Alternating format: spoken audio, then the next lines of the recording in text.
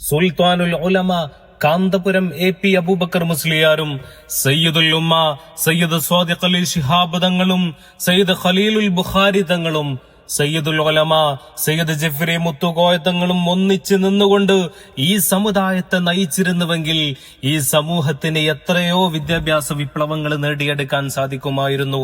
വിദ്യാഭ്യാസത്തിൽ നിന്ന് മാത്രമല്ല, സമൂഹത്തിന്റെ വിവിധ ഭാഗങ്ങളിലും ഈ സമൂഹത്തിന്റെ നാനാ ദിക്കുകളിലും മേഖലകളിലും ലോകത്തിന് മാതൃകയാവുന്ന തരത്തിലുള്ള നേട്ടങ്ങൾ കൈവരിക്കാൻ ഈ സമുദായത്തിന് തന്നെ സാധിച്ചേനെ.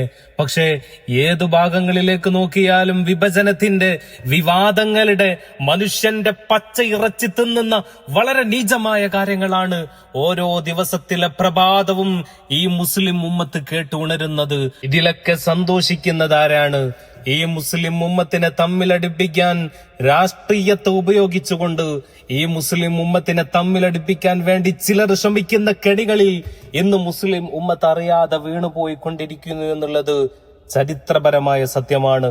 കമ്മ്യൂണിസ്റ്റ് പാർട്ടിയാണ്, അതിലുള്ള ചിലരാണ് ഇവിടെ മുസ്ലിം ഉമ്മത്ത് ഇത്ര നല്ല രീതിയിൽ ഐക്യത്തോടുകൂടി മുന്നോട്ട് പോവുകയാണെങ്കിൽ അതൊരു പക്ഷേ തങ്ങളുടെ നിലനിൽപ്പിന് മാപ്പിളമാർ ഏറ്റവും കൂടുതൽ, അവരുടെ വോട്ട് ശക്തി ഏറ്റവും കൂടുതൽ നിലനിൽക്കുന്ന ഈ കേരളത്തില് ഇത്തരത്തിൽ വളരെ ഐക്യത്തോടുകൂടി, സ്നേഹത്തോടുകൂടി, കെട്ടുറപ്പോടുകൂടി മുന്നോട്ട് പോയാൽ അതൊരു പക്ഷെ നാളെ ഞങ്ങളുടെ നിലനിൽപ്പ് തന്നെ അപകടത്തിലായേക്കാം എന്ന് കണ്ടുകൊണ്ടാണ്, ചിലരുടെ അജണ്ടകളുടെ ഭാഗമായാണ് ഇന്ന് ഈ വിവാദങ്ങളൊക്കെ നടക്കുന്നത്.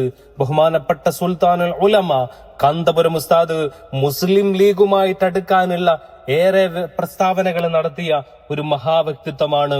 ഹക്കീം അസ്ഹരി ഉസ്താദ് എന്ന് പറയുന്നത് മുസ്ലിം ലീഗ് ഒരു സംഘടനയോട് മാത്രം കൂടുതൽ അടുപ്പം കാണിക്കാതെ എല്ലാവരിലേക്കും അടുപ്പം കാണിക്കുന്ന, എല്ലാവരോടും മിതത്വം പാലിക്കുന്ന പാർട്ടിയായി മാറണമെന്ന് പറഞ്ഞ ഹക്കീം അസ്ഹരി ഉസ്താദ്, അതുപോലെ തന്നെ മുസ്ലിം ലീഗുമായി നല്ല സമീപനത്തോടുകൂടി മുന്നോട്ട് പോവുകയായിരുന്ന സമസ്ത പ്രവർത്തകർ ഇതിനൊക്കെ വിലങ്ങ് തടയായി കമ്മ്യൂണിസ്റ്റ് പാർട്ടിയുടെ ചാരന്മാരായി പണത്തിന് വേണ്ടി ചിലർ സമസ്ത കേരള ജംഇയ്യത്തുൽ ഉലമയെ ഒറ്റിക്കൊടുക്കുമ്പോ സമുദായം അതിനെ തിരിച്ചറിയാൻ വേഗിപ്പോയി എന്നുള്ളതാണ്.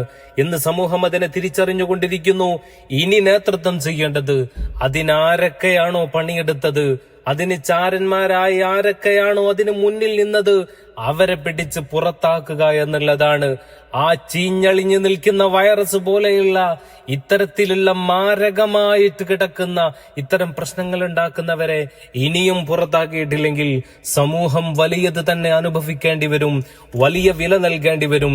ഈ കെട്ടുറപ്പെങ്ങാനും നഷ്ടപ്പെട്ടാൽ മുസ്ലിം സമുദായത്തിന് വേണ്ടി വാദിക്കാൻ, മുസ്ലിം സമുദായങ്ങളുടെ, മുസ്ലിമീങ്ങളുടെ അവകാശങ്ങൾ നേടിയെടുക്കാൻ ഇവിടെ ഒരു പക്ഷെ പാർട്ടികൾ ഇല്ലാണ്ടായി പോകും, ഇവിടെ മതസംഘടന ഇല്ലാതായി പോകും. അല്ലാഹു സുബ്ഹാനഹു വ തആല കാത്തുരക്ഷിക്കട്ടെ എന്ന പ്രാർത്ഥനയോടുകൂടി നമ്മൾ അവസാനിപ്പിക്കുകയാണ്.